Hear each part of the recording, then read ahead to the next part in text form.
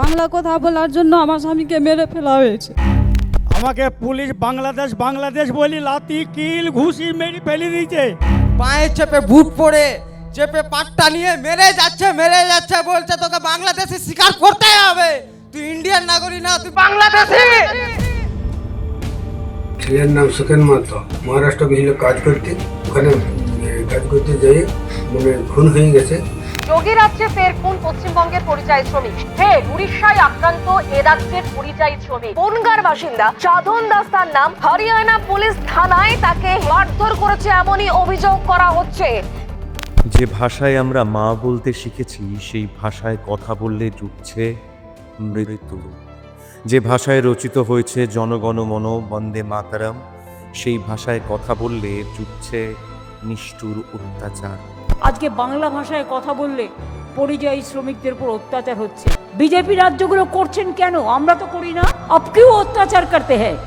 आसाम में जाते हैं पिटते हैं, राजस्थान में जाते हैं पिटते हैं, मध्य प्रदेश जाते हैं पिटते हैं। क्यों? पिटना कोई धर्म नहीं होता है। যে বাংলার অবদান স্বাধীনতা সংগ্রামে অপরিসীম, যে বাংলা দেশকে দিয়েছে নোবেল থেকে অস্কার, সেই বাংলার পরিযায়ী শ্রমিকদের দেখলেই বিজেপি শাসিত রাজ্যে চলছে নিপীড়ন। কেন? কোন দোষে তারা আজ নিজের দেশে শোষিত, লাঞ্ছিত? কেন পরিবারের কাছে মরদেহ ফিরছে বারবার তাদের প্রিয়জনের? বম্বে মহারাষ্ট্রে কাম করতে গিয়ে দীর্ঘ 7 মাস আমি জেল খেটে আসি, কিন্তু এই দীর্ঘ 7 মাস কি কষ্ট করেছি আর কি না কষ্ট পেয়েছি এটা একমাত্র আমরা জানি।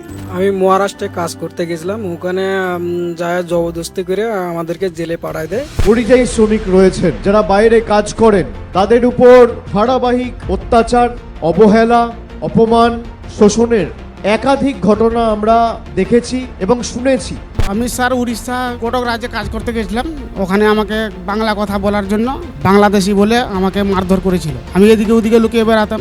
একদিন আমি আমার বাচ্চাদেরকে চান করার জন্য নিয়ে যাচ্ছিলাম বাথরুমে, তখন ওরা এসে আমাদেরকে, আমার বাচ্চাগুলোকে, আমাকে সবাইকে উঠিয়ে নিয়ে গিয়েছিল। অনেক মারধর করেছিল, বাচ্চাটাকেও মেরেছিল, আমাকেও মেরেছিল। এতটুকু দায়িত্ব নিয়ে বলতে পারি, এই মাটিতে জন্মেছেন, এই মাটিতেই বড় হয়েছেন, এই মাটিতেই থাকবেন, এই মাটিতেই পরিবারের পাশে দাঁড়াবেন। আপনাদের সকলের কর্মসংস্থানের ব্যবস্থা আমি এই মাটিতেই করব। মমতা বন্দ্যোপাধ্যায়ের সাথে কথা বলে আমাদের বামাটি মানুষ সরকার করবে, এই কথাটাও আমি আপনাদের বলে দিয়ে যাচ্ছি। আপনাদের সকলকে এক থাকতে হবে।